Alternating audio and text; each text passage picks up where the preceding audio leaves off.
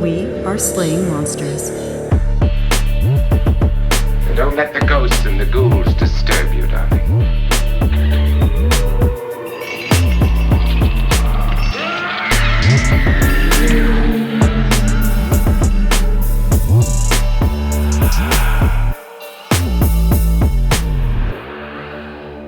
Well, when you talk about the Lusitania, I think about Titanic. We're bringing the Titanic back, because I keep talking about the Titanic in every episode. I can't help it. Okay. But yeah, like, because I think there's a line in the Titanic that what's his name says? The bad husband, who's kind of hot, actually.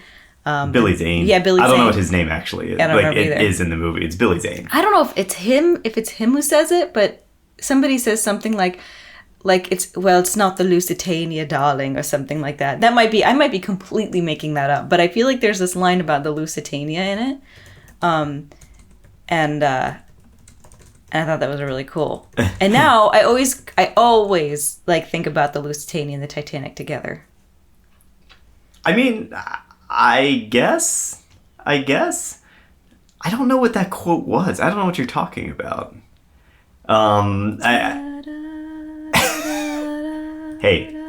Hey, copyright infringement. Oh, sorry, Celine. Sorry, James Cameron. They're going to come find us now. They have nothing better to do. James Cameron could find us, probably. Oh, I hope he does. I mean, he could go to the bottom of the ocean. He could definitely go to Pennsylvania. James Cameron, come be my friend. I don't want him to be my friend. He's the best. He really, James Cameron is such a cool dude because he's just passionate about that kind of shit. Mm-hmm. He just likes diving, and so he designed all this technology around diving, and he's been really involved with it. And I think it's really cool to see artists engage in disciplines other than just their one art that they're both best known for, and branch out and do something that's more unique or kind of off the wall, unexpected from them. I think that's always really cool. I think it's really awesome. Everybody always is like, stay in your lane, you dumb artist. But I'm like, actually, you're not just an artist as a human being. That makes you a good artist, is being involved in a lot of different things. Totally, yeah. The more you do it. And I actually, this is where I learned something interesting. Imgur, the bastion of education. I learned that Hedy Lamarr was not only an actress, but she was also very technological, and she had a lot to do with World War II and just I kind of remember something to do with I learned this in passing too, network technology in World War II. She had a lot to do.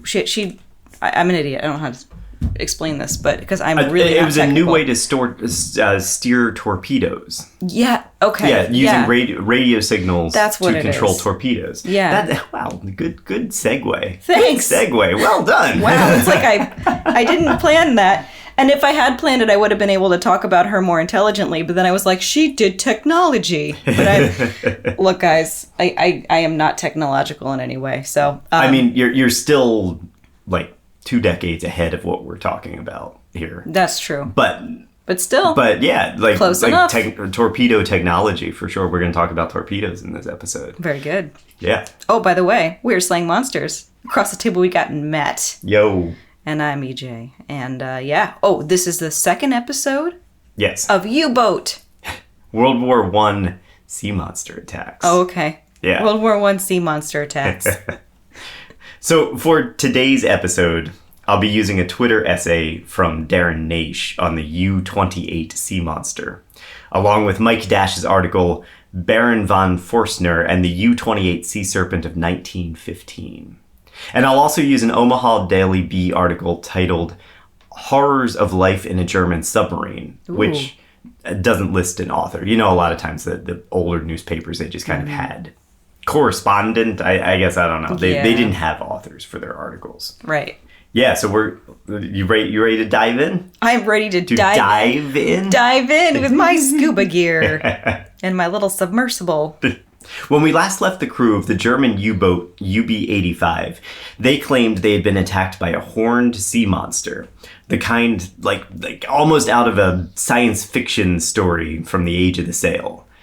And their story, their account, rings of tales of sea monster attacks on merchant ships, like those that were detailed by the Scandinavian navigators and the fictional Captain Nemo.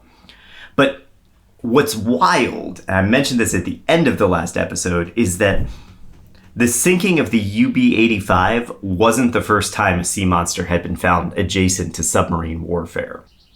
But before we talk about that, let's talk about the prevailing narrative at the time.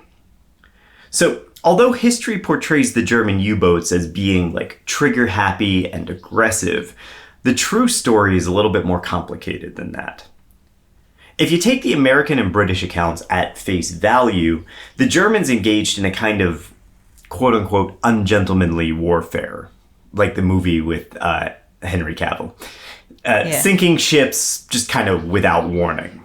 They would open fire on unprotected ships who might be ferrying civilians. They would ruthlessly sink them, and they would kind of pop out of nowhere because, of course, they were submarines. You didn't see them coming.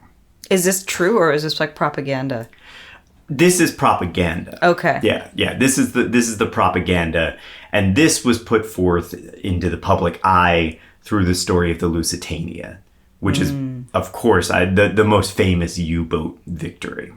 So on May 15th, 1915, the coastal liner Lusitania was torpedoed without warning by a German U-boat and sunk, leaving her crew scrambling for lifeboats. Over 1,000 people died in the waters off of southern Ireland, including over 100 Americans. So the Lusitania was a passenger carrier? Is that true?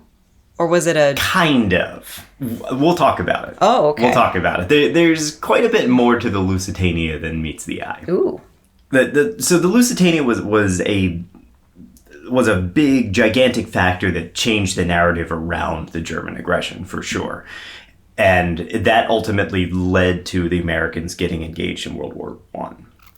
Kind of the same way that Pearl Harbor was the spark that brought the Americans into World War II. There's always something. Yeah. But the thing is, when U-boat warfare first began, Germany wasn't doing that. They hadn't adopted that, like, shoot first, ask questions later attitude. In fact, the first ship to be sunk by a U-boat, the SS Giltra, was completely the opposite. In October of 1914, the German U-boat U-17 intercepted the SS Giltra, a British merchant ship. And they were following a practice called prize law, the U-boat was anyway. So the U-boat surfaced, declared that the Giltra was in its sights, and demanded surrender.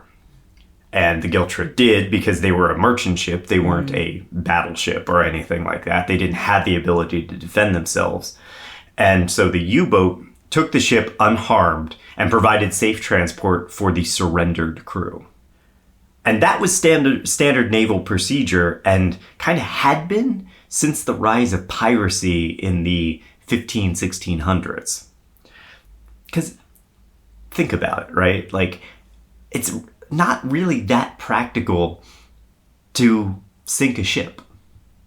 Yeah, because you need it. You can use it as part of your arsenal. You can use it if you sink it in combat. Like if you both go into combat with each other, whatever's on that ship is gonna sink. So if you're a pirate or a privateer and you are attacking a treasure galleon and you blow up the treasure galleon, then it sinks to the bottom of the ocean. You don't have your treasure anymore. Yeah. You know? There's also something about the fact that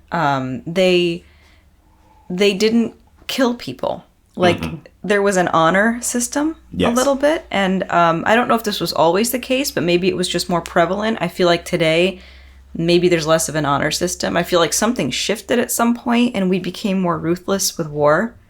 Yeah, I can't speak real intelligently about naval combat, modern naval combat, because I didn't research that at all.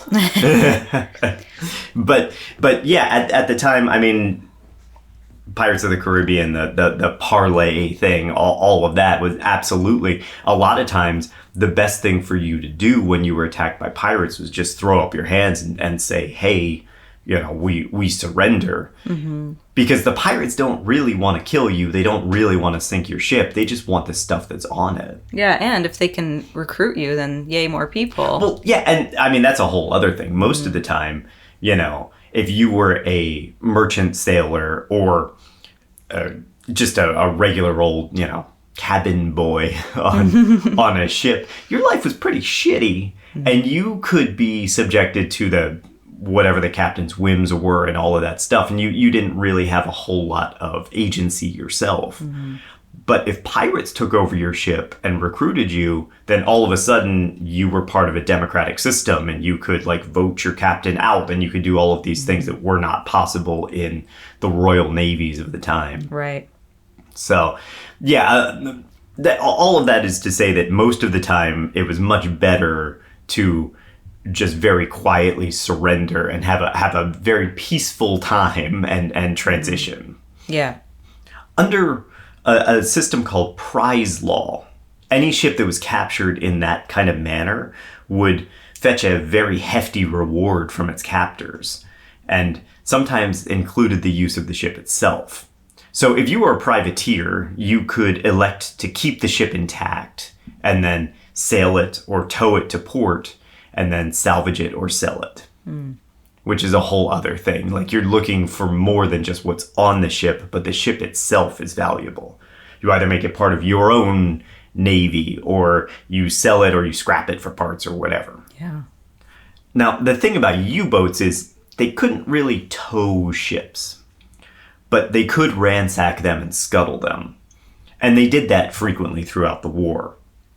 But they would also provide lifeboats for the survivors and would tow the survivors with them to the nearest land or nearest friendly ship for rescue. And German U-boats followed prize law during the start of World War I. They really did. And the thing is, you wouldn't be fired on if you were towing passengers or captives. You would be able to just say, hey, I'm here, I have captives, we're going to negotiate a peaceful trade for them, and then you would be allowed to sail off. Those were the gentlemanly laws of the sea, right? That's nice. But what happened was the British, during World War I, introduced these things called Q-ships. You ever heard of Q-ships? Are they like Q-tips, but you can sail them? Into your ears? Is that You're not supposed to do that. You're not supposed to put Q-tips in your ears. You're not supposed to. I don't actually know what Q-tips are for. No. Anyway, that was a really good dad joke. That was pun. a great... I had to. Yeah, I had to do it. I'm sorry. Well done. Oh my god. Okay, named for the home port of Queensland, the Germans started calling these Q-ships U-boot falls or U-boat traps. A Q-ship presented itself as a regular merchant ship, but was armed with concealed deck guns. Man, that really fucks it up for real merchant ships. How so? I feel like this just ruined everything for the prize laws and the merchant ships, because now they're going to get jumpy when they come up. Exactly, and that's exactly what happened, because the Q-ships, when they were confronted by these relatively peaceful approaches of the U-boats that were like, hey, we have you on our sights, if you don't surrender, we're going to fire on you. The Q-ships were like, fuck you, we're going to fire on you. That's dirty. I'm sorry, I don't like that. Yeah. I don't agree. So the Germans were unable to deal with the threat of Q-ships in the traditional prize law methods.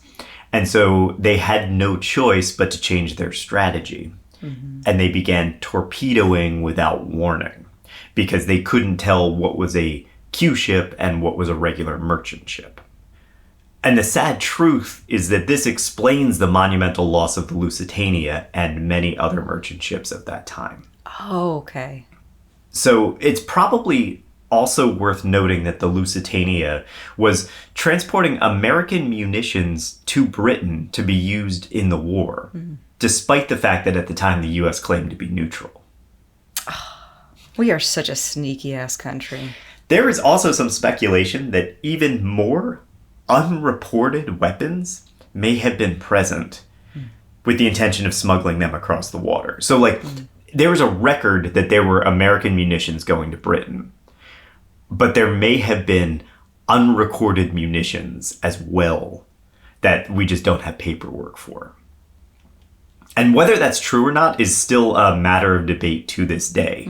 And I guess the dives that we do on the Lusitania to like research it and see what it's like and all of that stuff, they have to be very cautious when they're doing those dives because there is the possibility of those unexploded munitions on that ship still. So on July 30th, 1915, the German submarine U-28 was patrolling the waters of the Irish Sea between Ireland and Britain. During her sweeps, Captain Lieutenant George Gunther von Forstner received word that a British steamer had been sighted. And that was the SS Iberian, a British cargo ship, or at least she presented that way.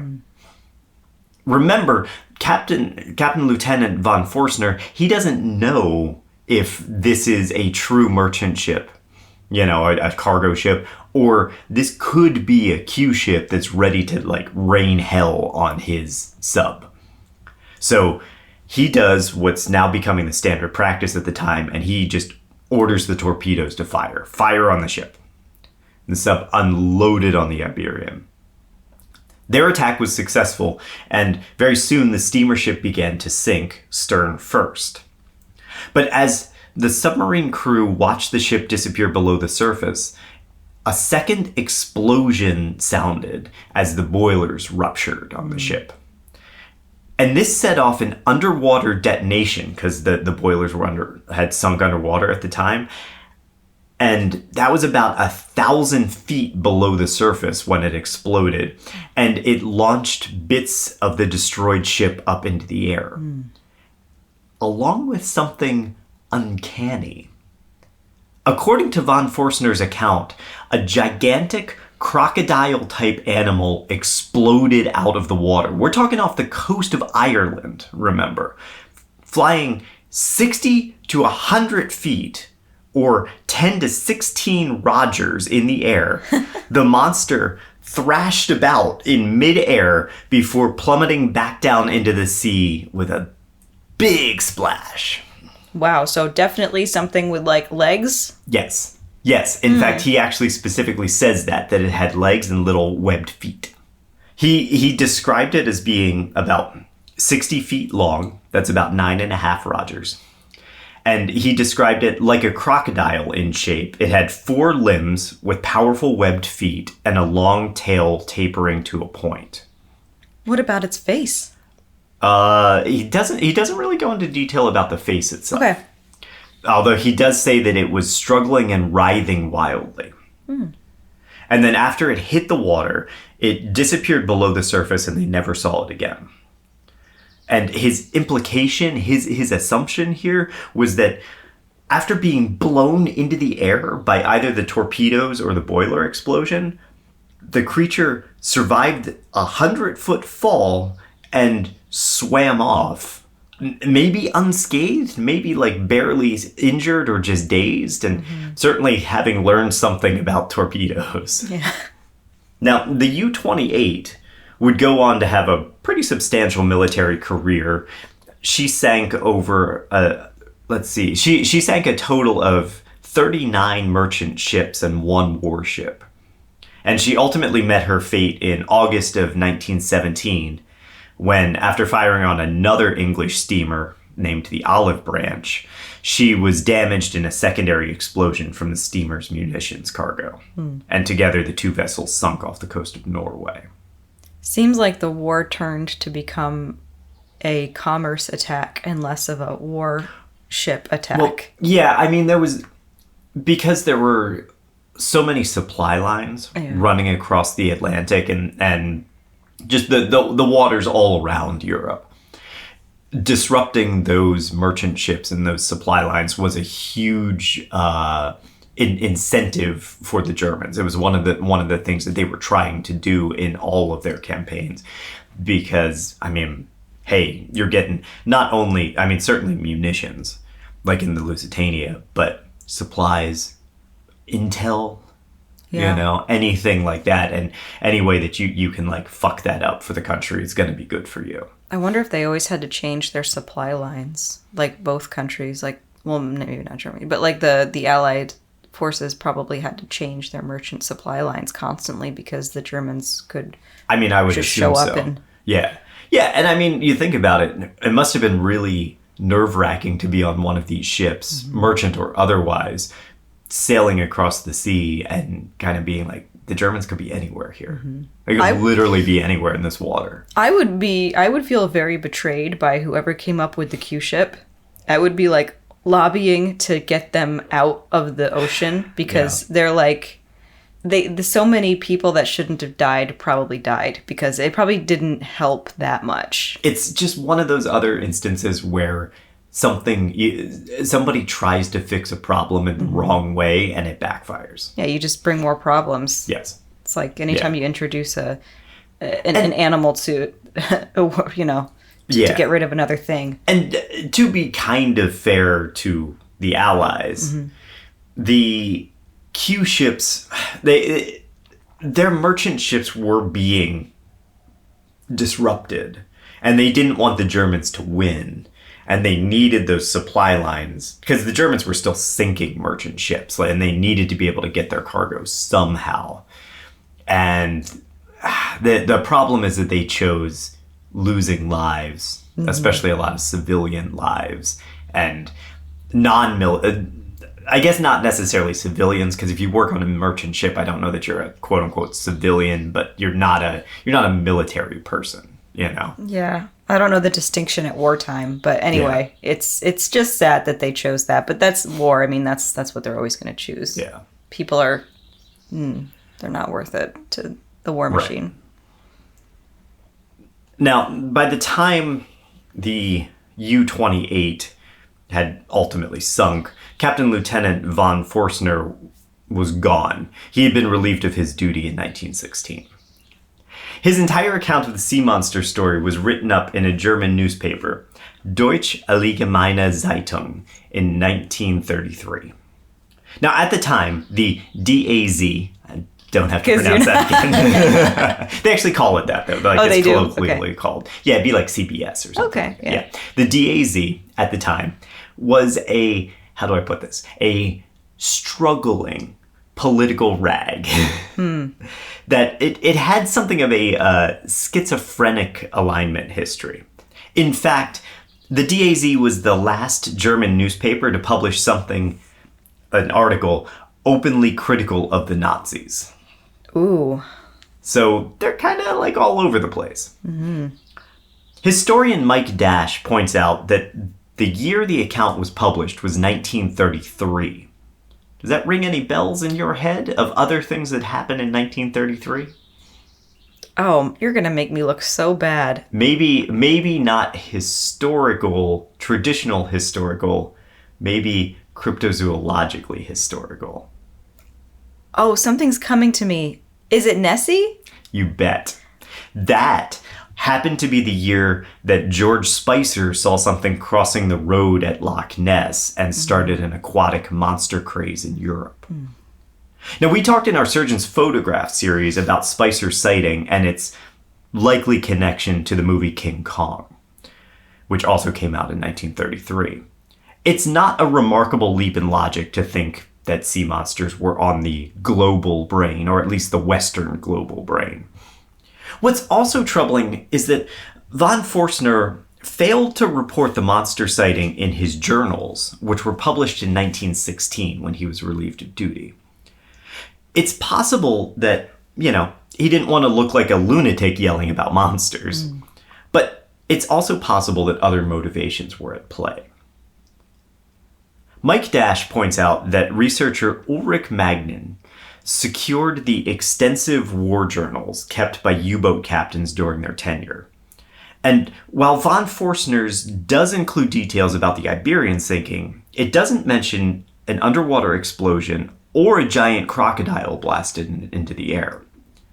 And what's more, zoologist Darren Naish notes that none of the 61 survivors of the Iberian mention a monster, despite interviews in the ponderously named Cork County Eagle and Munster Advisor. That's an Irish newspaper. Sounds like it.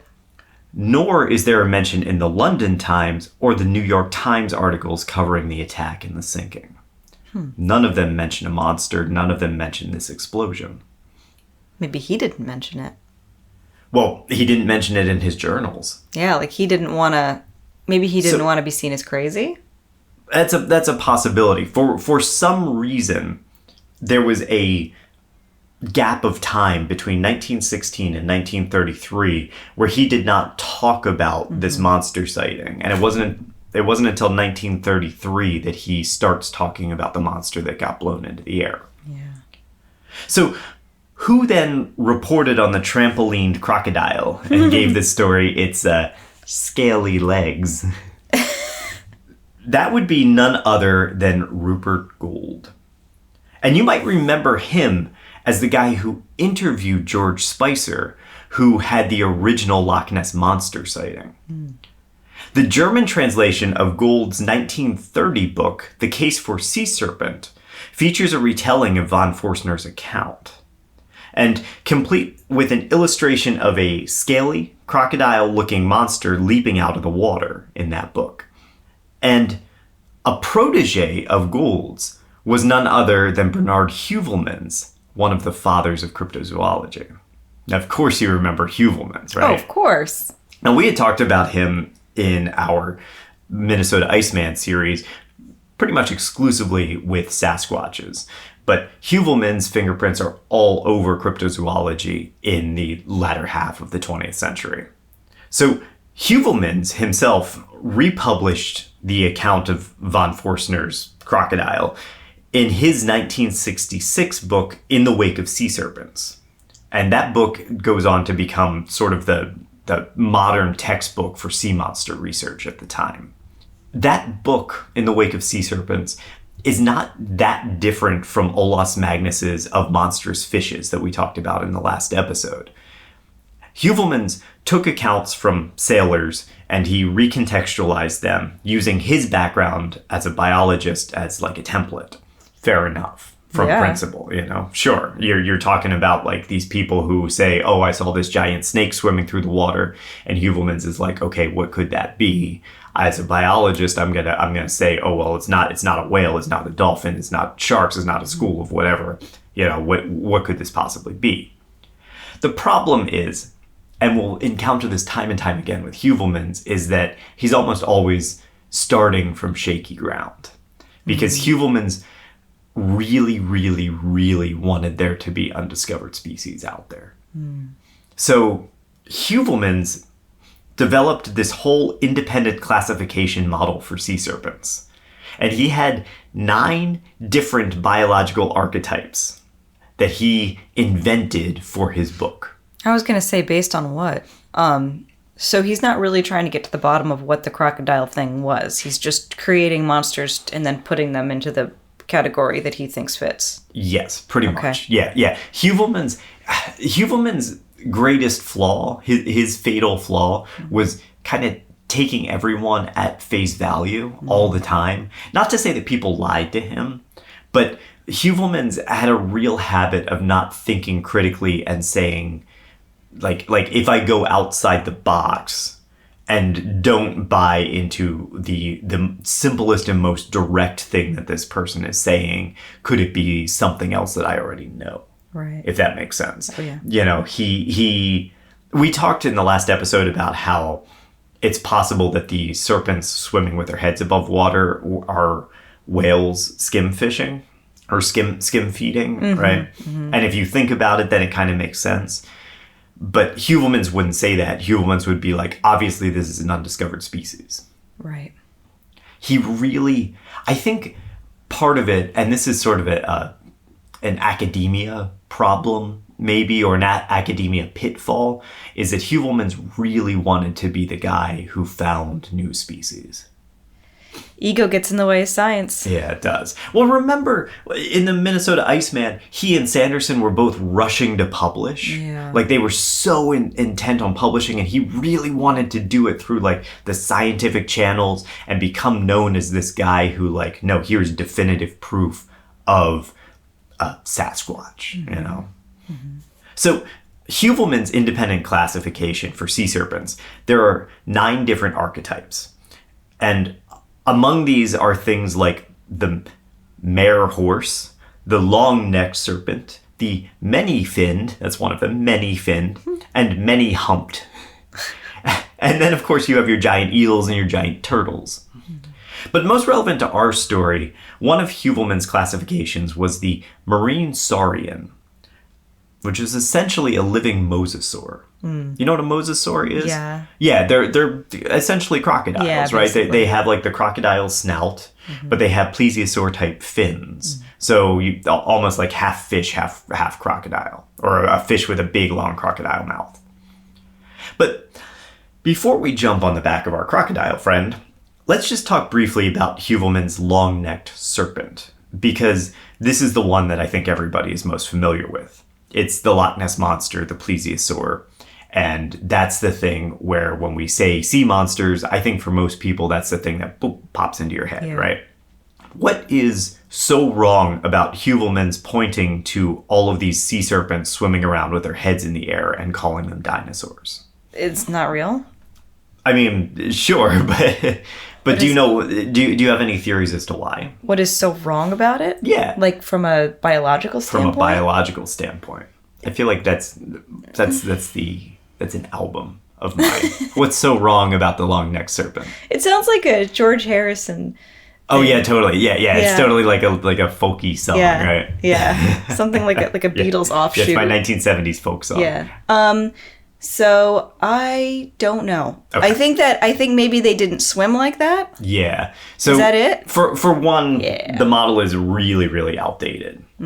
And this concept of them with like super flexible snake necks that are coiling around their prey or something like that, or like pulling them aloft out of the water, it's just wrong.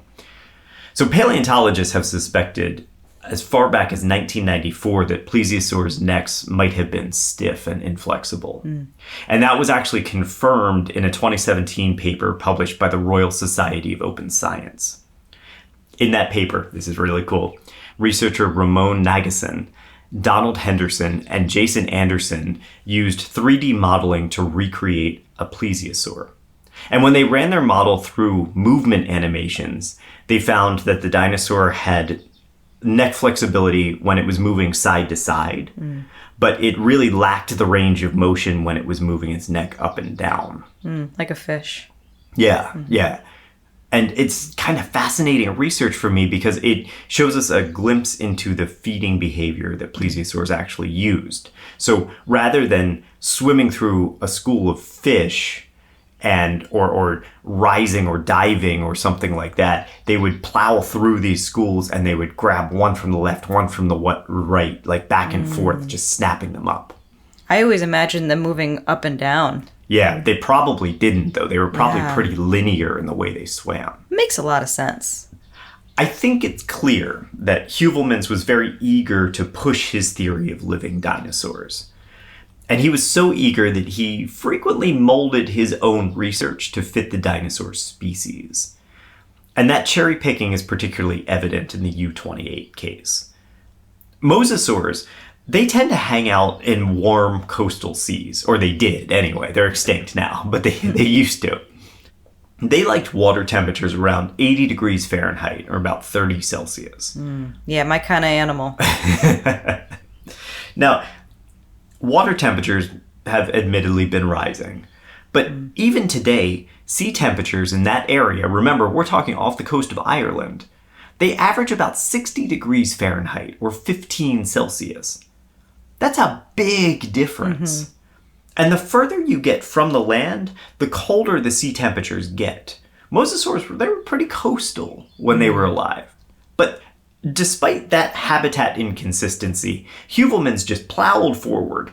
And he had the illustration in Gould's book redrawn for his 1966 book. And he retooled the creature's feet to be more fin-like. In Gould's book, they were like they had toes, but the toes were webbed. But Huvelmann's actually made them into fins like a mosasaur. And he changed the rough kind of reptilian skin and scales to look more like fish scales.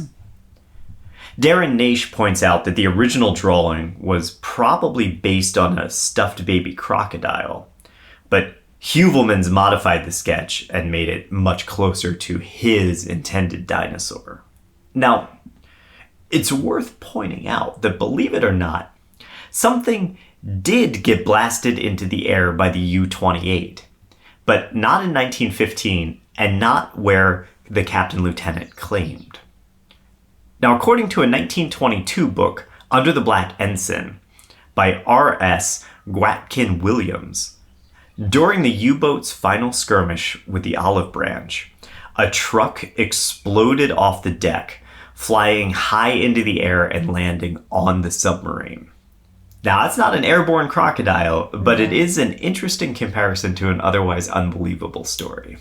Yeah, I mean, so are we saying that he straight up lied because... Well, he wasn't on the ship at the time. He had been relieved of his duty.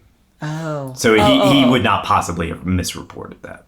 Okay. I just think it's interesting. That is interesting. There is something that followed the same type of thing on the UB-28, had the same experience there, but was not a crocodile, was a Jeep. Very similar. A truck. Yeah. Captain Lieutenant von Forstner died in 1940, long before In the Wake of Sea Serpents came out. So he couldn't refute or support Heuvelmans' interpretation of his sightings. But given the lack of eyewitness reports, it seems pretty likely that the whole thing was probably an invention. And I have a theory on why, but we'll talk about that a little later. First, I want to take a minute to understand what life was actually like on a German U-boat. An article published in the Omaha Daily Bee in April of 1916 was titled "Horrors of Life on a German Submarine." And this was just a month before the U-17 sank the RMS Lusitania. And that, remember, killed over 100 American civilians and set the stage for the United States to declare war on Germany. So this is a month before that.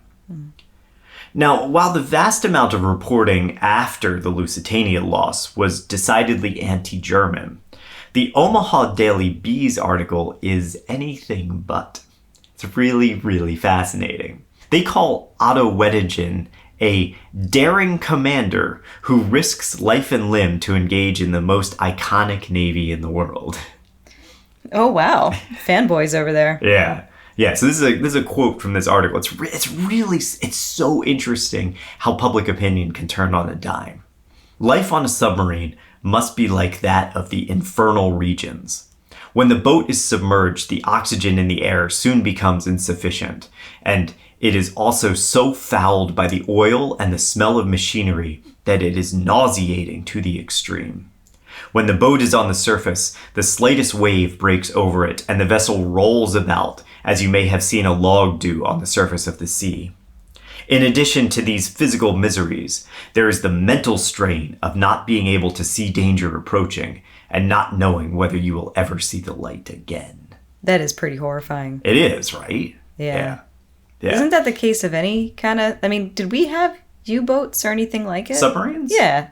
We had submarines. Yeah. But they're talking about the German ones only. Specifically, yeah. Because, okay, those are the ones... I don't think we were sending a whole lot of submarines the way the Germans were. Okay. That was... Remember, because the Germans were fighting with the British Navy, and they needed some way to outmaneuver, kind of outsmart that Navy, and they couldn't do it in traditional ships. They had to do it with U-boats. Right. That was just something that the Germans did really well at the time. Okay, got it. Now, in the bowels of the submarine, there's barely enough room to stand upright.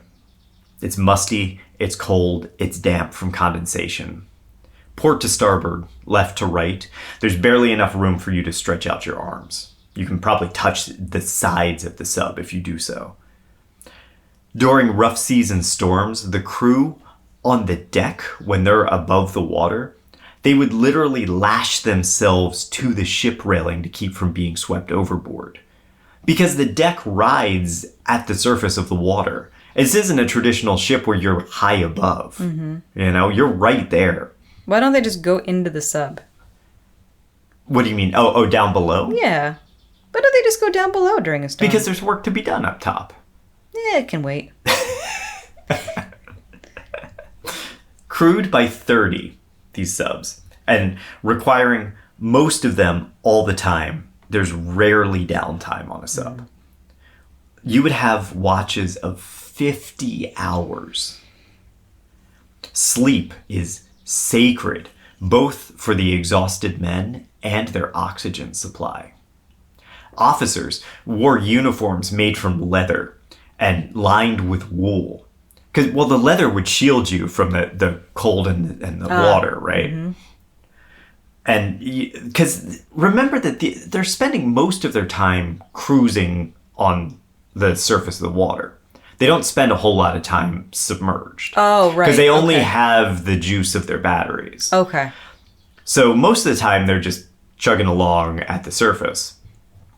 And the threat of getting cold and damp is nearly perpetual. Mm-hmm. Inside the submarine, there are electric heaters, but they also drain the sub's batteries. So you have to be really limited in how much you use them. The last thing you want is to be diving and run out of battery. This consistent threat of hypothermia leads us back to the UB-85 and her sinking, supposedly at the hands or fangs of a giant sea monster. That was April 30th when she disappeared, a month that can see lows in the low 30s off the coast of Western Scotland. In his incredibly popular book, Verschollen, U-Boat Losses. You have to yell it. I can't say it. Verschollen. Well, it's actually an exclamation point in the title of the book. So it is Verschollen. It's like Oklahoma. Yes, right. They should do a musical. Verschollen. Verschollen. Verschollen. I'm pretty sure you didn't spell that right. Verschollen. Verschollen. Verschollen. Oh, the U-boat and the merchant should be friends. Oh, I'm going to leave you to write that. Okay. It'd be a great musical. They'll do anything these days. Yeah, you're just headed straight to Broadway. I am. I mean, you did have Spider-Man Turn Off the Dark. They did. Anything goes, guys. So, Dwight R. Messimer in Verschollen chronicled 4 different accounts of the UB-85 sinking, including the Sturmansman. Sturman's mate. What? It's something. It's either Sturman's man or Sturman's mate. What does that mean? Sternman's mate. Oh, okay. And 2 Oberheisers or engineers, and then Captain Lieutenant Kresch himself. Now, while none of these accounts talk about the vicious monster attack, they do give us an insight into what actually happened that April morning. The Captain Lieutenant had stationed himself in the conning tower to watch over the ship. Do you know what the conning tower is? It's a tower where you watch things. Yes, you watch over the ship. Yeah. It's essentially like a big armored chimney with tiny little slit windows that allows the officers to see everything all around the ship during battles. You've seen these. They're on battleships, they're on submarines, they're just like a big tower in the middle. They're also circular. on forts. Yes. Yeah. Yeah. So, according to Messimer's book, Captain Lieutenant Kresch ordered additional cabling run from the compass room to the conning tower. And he also requested additional cabling run from the control room to the officer's compartment to power a portable heater to stay warm. Now, these cables ran through the tower's hatch and through the watertight control room door. When the HM Coreopsis II sighted the UB-85, they kind of caught her with her pants down. As described by Oberheiser Julius Gottschalmer, we were ordered to crash dive to avoid the oncoming patrol boat. During the diving maneuver, the conning tower hatch was not properly closed, and it opened as we passed 12 meters and water poured in. The conning tower hatch and the command room door couldn't be closed because of the cables Kresch had run to power his heater. Once the sub dove, they put themselves in jeopardy. Gottschamer details the terrifying minutes as the submarine flooded. The result was that the new cables allowed water to flow unhindered from the conning tower into the main control room and then into the officer's compartment. When the water reached the officer's compartment, it shorted the batteries that were below the deck. I tried to speak into the control room through the speaking tube. When I opened the flap, water flowed out of the speaking tube with such force that I thought the control room must be completely underwater. We opened the watertight door into the control room and managed to make our way against the inrushing water into the control room and exit the boat through the conning tower. Damn. Yeah, water just pouring into the ship because they hadn't sealed the watertight doors before they crash dived. Now, in his official account, Captain Lieutenant Kresh doesn't mention additional cables or extra heaters. Of course. Yeah. According to him, the hatch was not properly closed, although the navigator reported to him that it was. And once underwater, he said that the bilge pumps failed and they had to surface. But it wasn't a monster that destroyed the UB-85, causing her to take water. It was the captain lieutenant trying to stay warm in the conning tower. His desire for a little extra comfort endangered the lives of 34 men and drove him to invent a story of mysterious sea creature attacks to justify his mistake. Holy crap. Come on, dude. If Kresh was cold before, just imagine how cold he and his men were while wading through freezing water trying to escape their ship. Oh my god. It makes it sound so simple, the first story, where it's like, oh, we're filling up, let's jump to the surface, so they get to the surface, and then there's problems, and then there's the monster. Yeah. It's not exactly how... That's not at all how it sounds, yeah. No, not how it happened at all. Wow. The crew of the UB-85, they were taken prisoner by the Coreopsis and some local fishing boats. And Kresh had scuttled the submarine, sending her to the cold depths of the Celtic Sea. On November 11th, 1918, an armistice was declared in France, ending World War I. All U-boats were ordered to surrender immediately. They sailed to the British port of Harwich, where they were captured, studied, and ultimately scrapped. Captain Lieutenant Gunther Kresh died in the Highley War Hospital in the UK in 1919. He was 33. Oh, wow. The UB-85 was considered lost for a century, until a routine diving operation in 2016. While they were mapping out the route for an underwater power cable, a remotely operated vehicle came upon the wreck of a U-boat. Lying nearly upright, the decaying wreck sat at 340 feet, or 104 meters underwater, about 15 miles from Stanraer. Man, Scottish is just one of those that I'm like, oh god. So I think every language is hard. There's just something about Scottish, because Scottish is just like, here's an R. I'll just put it right there. Yeah. So, yeah.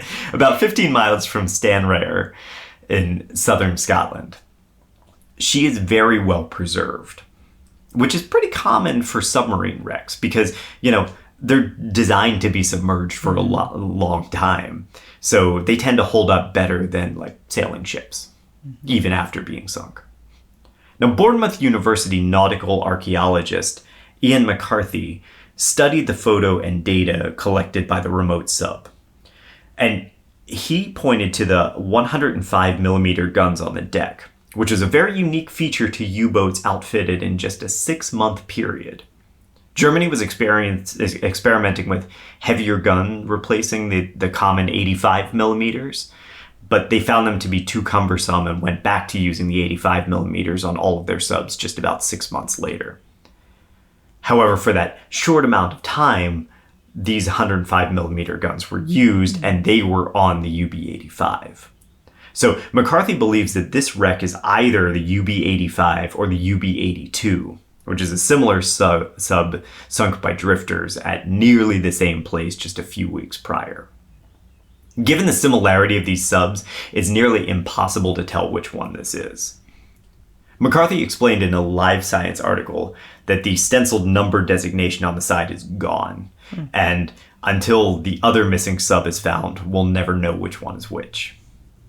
He also mentioned the rumors of a monster attack in the article and said, "It falls into a longer trend going back to at least the 1930s of these outlandish sea tales being appended to the First World War German submarines. I don't know why it is, but the first U-boat war just attracts these stories." I actually have a theory why these stories come about. And it's not something I've seen documented or researched anywhere. I'm curious if you have any theories, EJ, as to why the U-boats in particular have these monster stories associated with them. I mean, it could be the fact that when these guys are in these boats, they are dealing with probably that really low frequency sound a lot. And so they're infrasound. And so they're more impressionable to things like that. I don't know if there's infrasound on subs. I actually looked into that and I couldn't find any solid research on that. But there is something about sub life that I did find. Okay. It has to deal with the way that the subs make oxygen. Okay. So stick with me because we have to run through some technical details for a second. Yay! For the background. Yay! Okay. We talked about the oxygen problem when we talked about the turtle, right? But to be completely clear, submarines of the time, they didn't spend all of their time underwater. It's more of a battle tactic. They cruise along the surface and they dive when they see an incoming vessel or they're about to engage an incoming vessel. The intention was to stay underwater for a short amount of time because their batteries only last for a couple hours. Now, because the U-boats were really a hybrid surface boat, not a like underwater all the time submarine, they didn't make oxygen themselves. In fact, they didn't really spend enough time underwater to worry about running out of oxygen. But what they did need to worry about was the buildup of carbon dioxide. If you have a few dozen men exhaling in a tiny, airtight metal tube, CO2 levels could quickly become untenable. Carbon dioxide scrubbers could purify the air, and they worked well enough as long as their dives were short. And once a dive was completed, the U-boat would surface and open its main hatch and fire up its diesel engine, creating negative pressure that sucked fresh oxygen back through the hatch and blasted the carbon dioxide out. Okay? It was known that exposure to high levels of CO2 for extended periods of time could have really nasty side effects, including death. Now, in smaller concentrations, CO2 poisoning causes headaches, breathing issues, impaired motor function, psychological problems, including blurred vision and hallucinations. All these are symptoms of CO2 poisoning. Then there's the issue of carbon monoxide, an odorless gas produced by big diesel engines, kerosene heaters, and other gas-powered mechanisms on the U-boat.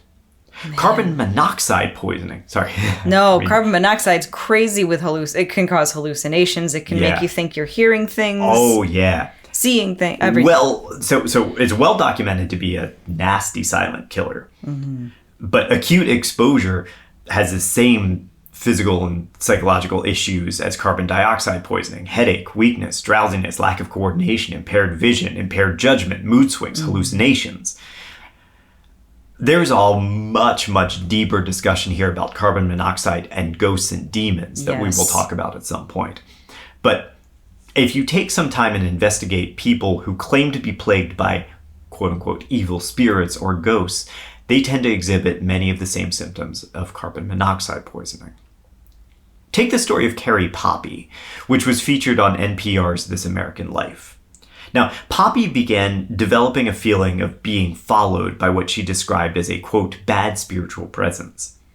This was accompanied with a strange sounds only she heard and a pressure on her chest while she slept. She contacted ghost hunters who, luckily had the sense to ask her about her furnace. Sure enough, there was a leak causing a carbon monoxide buildup in her home. If she hadn't discovered it, she could have died. Oh my God. Or take the story written up in the journal, American Journal of Ophthalmology by W.H. Wilmer, M.D., way back in the 1920s. Wilmer's family began getting bad feelings in their home, as if being watched. Then, they started seeing dark figures walking through the rooms. At night, they felt a choking presence and had terrible nightmares of unseen nocturnal attacks. Oh God. Just like Poppy's experience, their furnace had broken down and carbon monoxide was leaking into their home. Wilmer was only able to determine what was going on because, luckily, he was a doctor and he saw that his children's eyes were becoming damaged because high levels of carbon monoxide will cause retinal hemorrhages. Whoa, I didn't know that. Yeah. Okay. So, what do we have here? We have submarines chugging along on the surface, pumping out carbon monoxide. Then they dive, and the sailors on board start filling their tiny chamber with carbon dioxide with every exhale. Acute levels of both gases cause all kinds of issues, hallucinations included. But this wasn't a surprise, right? The Germans had to know about it. The prevailing theory at the time was that these conditions could be addressed simply by administering fresh air. So as long as the submarine could surface every now and then, the sailors weren't really in any danger. Time spent topside in the fresh sea air would clear their lungs and help them just kind of return to normal. Essentially, it's that whole thing that you see when you're on a ghost investigation and something bad happens. They're like, I just have to get out of the house. Just have to get out of the house. Like that idea, right? Right. And then they immediately feel better. And they immediately feel better. Interesting. And that's literally what they thought. They thought, like, if you were getting CO2 poisoning when you were in the sub underwater, all you had to do was get to the surface and you'd be fine. But recent research casts doubt on this kind of video game style healing. A paper published in 2002 in the British Medical Journal by R.L. Maynard and C.L. Townsend notes that it can take over a month to present symptoms in low-level carbon monoxide poisoning.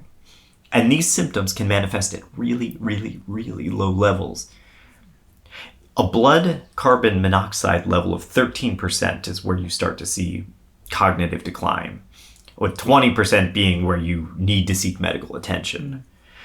But there's evidence that psychological symptoms may start to present with levels as low as 2.5 to 5%. Wow. And this is carbon monoxide. This is carbon monoxide. Okay. Yeah. Wow. The low end of that level, 2.5%, that can be achieved by spending 8 hours in a room with oxygen levels of 9 parts per million carbon dioxide. Okay, 8 hours. 8 hours, 9 parts per million. The Boat US Foundation found that a diesel boat engine can pump out 1,000 parts per million. Now, most of that's directed out of the boat, but there's still some residual carbon monoxide in the compartment. So imagine if you're on a submarine and that's the only air you're breathing. I propose that captain lieutenants of the U-28 and UB-85, if they were telling the truth, and I understand that that's a big if they were telling the truth about their encounters, were suffering from mild carbon monoxide and dioxide poisoning. While it was not severe enough to cause massive health issues or full-on hallucinations, it was potent enough to make their memories fuzzy. Wow. I love that. That's amazing. That's such a good theory, dude. Yeah. And I think that every time you have like a ghost hunter in, or even common sense sort of dictates, well, you know what?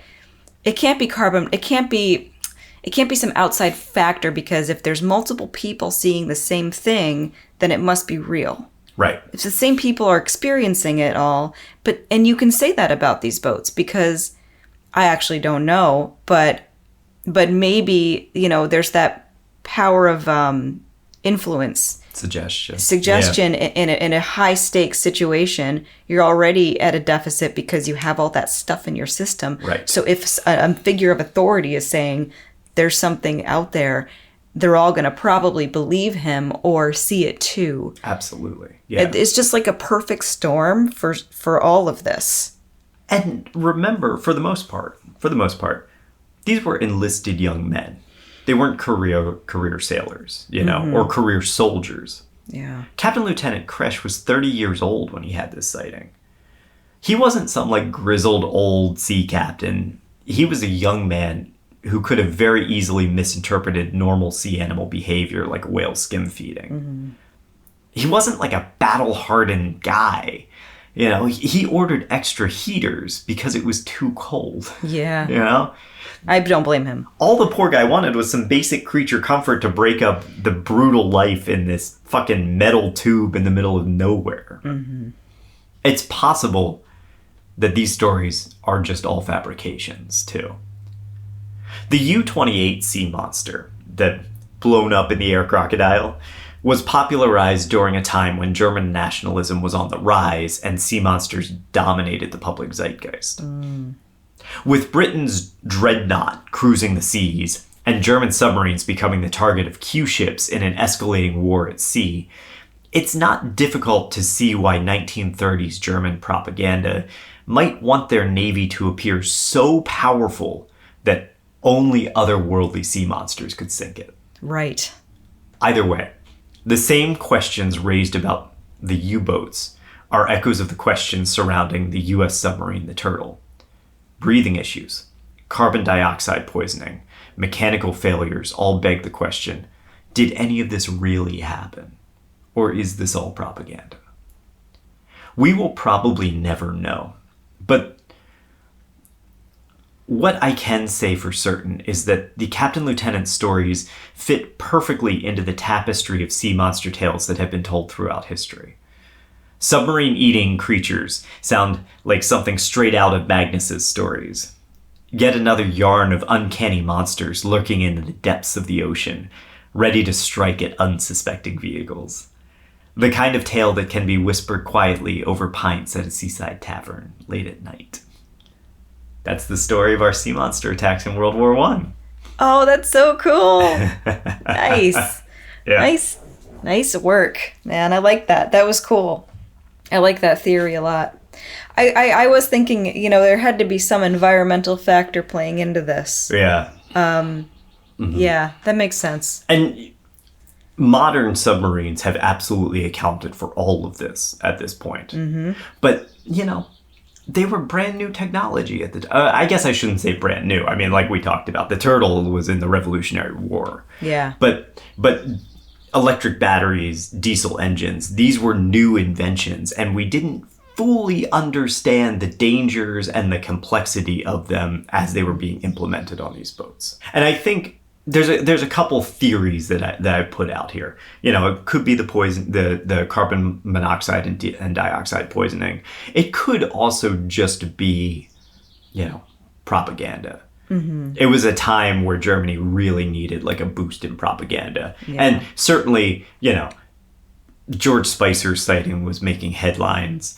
And then the major thing about it, I think, is that our old friend Bernard Heuvelmans really signal boosted these stories in the 1960s because he had his own agenda to try to push the notion of these still existent sea monsters in the form of undead, or not undead, those would be zombie dinosaurs, but still living dinosaurs. Yeah. So totally. Yeah. It's so in the mainstream. Absolutely.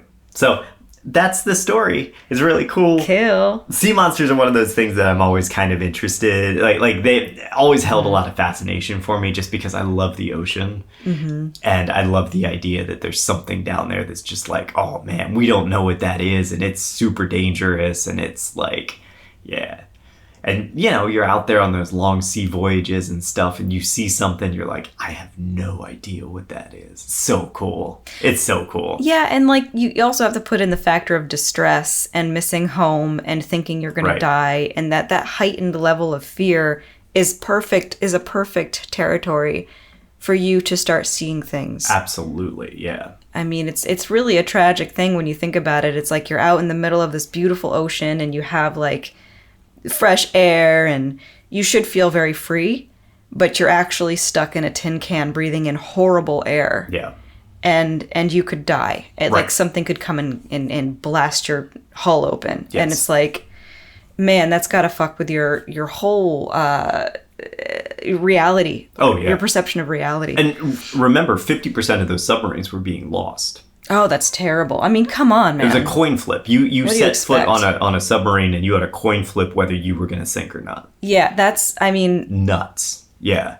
it could all be propaganda, but it's also not surprising that these things were said. Yeah. There must have been such terrifying tension all the time. Right. And they're like in the prime of their lives. Like they're all young Right. men and they should be, you know, they should be out there like meeting, you know, their love interests. They should be For sure. Yeah. you know, Yeah. Like partying and, Yeah. and you know, spilling beer. hating their jobs and Yeah. all the other things that you do Yeah. when you're in your 20s. Exactly.